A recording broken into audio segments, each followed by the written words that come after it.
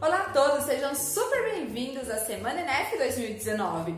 E nessa primeira edição que estaremos participando, vamos estar com um quadro bem interessante, bem interativo. A ideia é vocês nos mandarem perguntas aqui debaixo dos vídeos ou lá nas nossas redes sociais, que eu vou deixar aqui, olha, tanto no Instagram quanto no Facebook, porque o nosso objetivo aqui vai ser responder as suas maiores dúvidas sobre dívidas, não é mesmo, Dinheiro Mal Educado?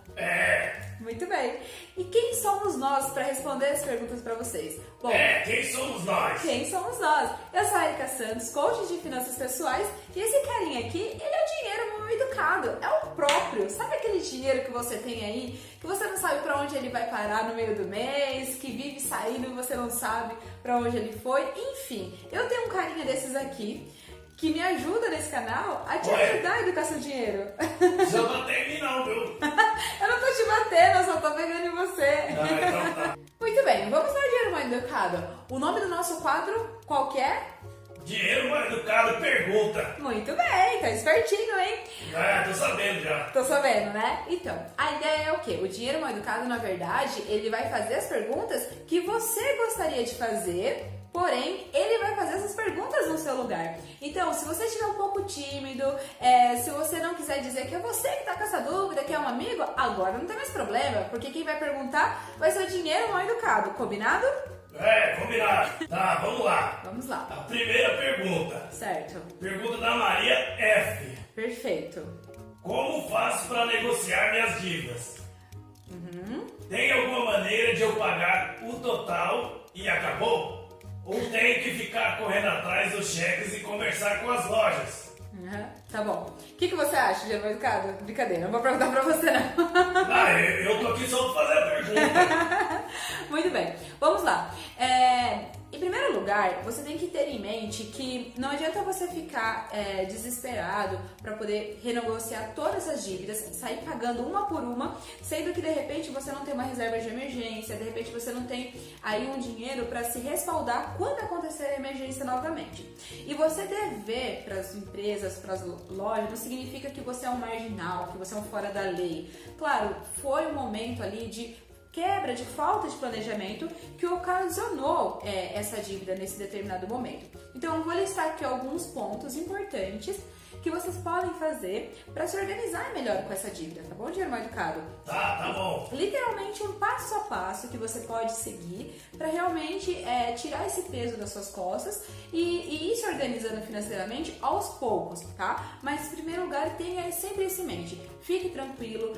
Lógico, às vezes fica difícil de dormir, você fica pensando na pessoa que você está devendo, no credor e tudo mais, nas ligações, mas tudo tem um limite, né? E eu acho que eu acredito muito que quando você tem um plano e você está seguindo ele, você está no caminho certo, fica muito mais fácil, você fica mais tranquilo em poder resolvê-lo. Agora, quando você não tem um plano, claro, fica muito mais difícil, né? Desafiador, na verdade, de resolvê-lo. Vamos lá, vou te dar alguns passo a passos para ficar mais fácil de você ter esse plano aí. Vamos lá, Dinheiro Mal Educado, me acompanhe.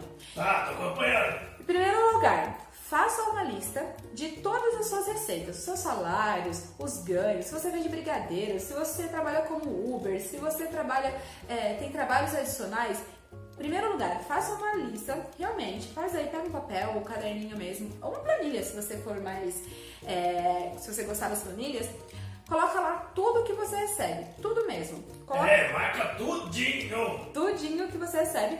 A ideia é você ter conhecimento de todo o dinheiro que entra na sua carteira, todo o dinheiro que passa na sua conta corrente, combinado? Esse é o primeiro passo.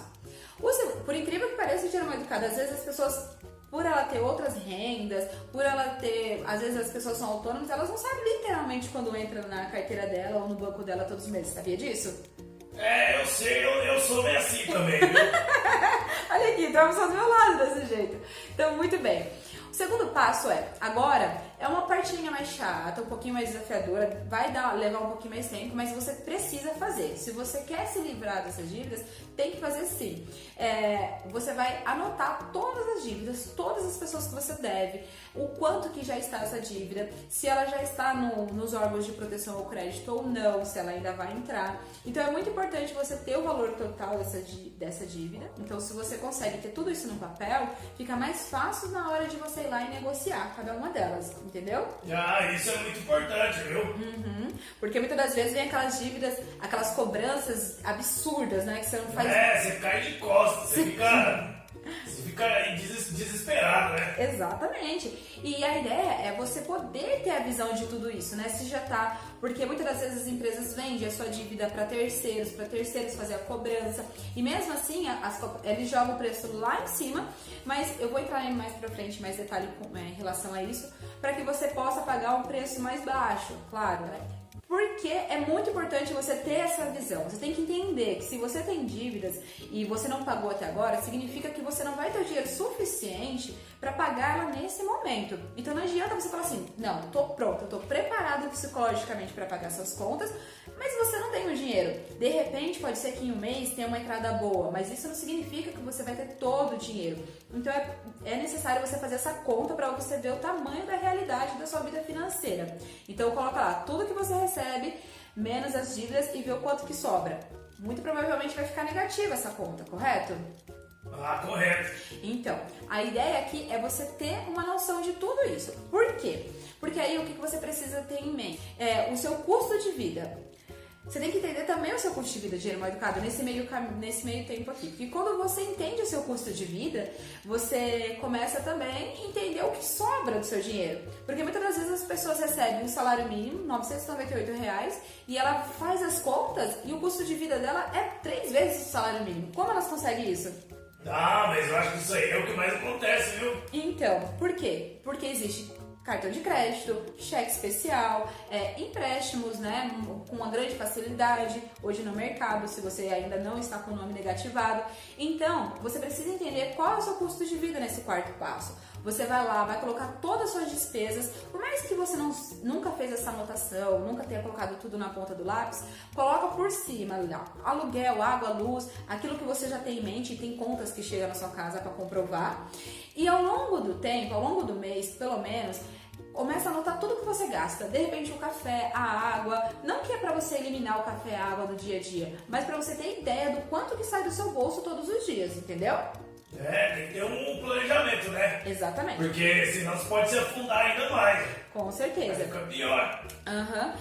Perfeito. Então, nesse quarto passo, você saber qual é o seu custo de vida. E aí, novamente, você vai pegar lá tudo que você ganha, todo o seu salário, todos os seus ganhos, e vai colocar ele menos o seu custo de vida. O que sobrar, em teoria, é o dinheiro para você pagar as contas, as dívidas, né?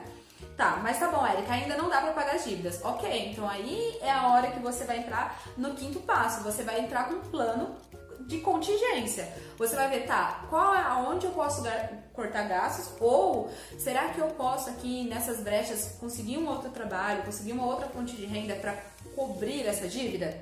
Muitas pessoas não têm esse tempo para arrumar uma outra renda extra, mas dentro da sua renda que já tem, por trabalhar bastante, consegue cortar alguns gastos. Então, de algum lado, ela vai ter que encontrar algum equilíbrio. Entendeu, dinheiro mal educado? Ah, entendi. Muito bem. Então, beleza, porque aí você já decidiu, você já tá psicologicamente preparado ou para trabalhar um pouquinho mais, fazer algumas horas extras, ou para fazer algumas concessões. De repente, cortar, se você faz churrasco todos os finais de semana, cortar um pouquinho. Faz pelo menos um final de semana, 2 final de semana, você entende? A ideia é você equilibrar a balança aí, beleza. Agora você já sabe que de repente você tá aí no negativo em relação às suas dívidas, o que você ganha não dá para pagar tudo que você está devendo. Agora você já entendeu qual é o custo que você tem da sua vida, o custo de vida mesmo, quanto você precisa para sobreviver ali no dia a dia. E agora o que você precisa ter em mente? Uma coisa muito importante. Você tem que entender que imprevistos acontecem com todo mundo. Acontece comigo, acontece com o dinheiro mal educado, acontece com você.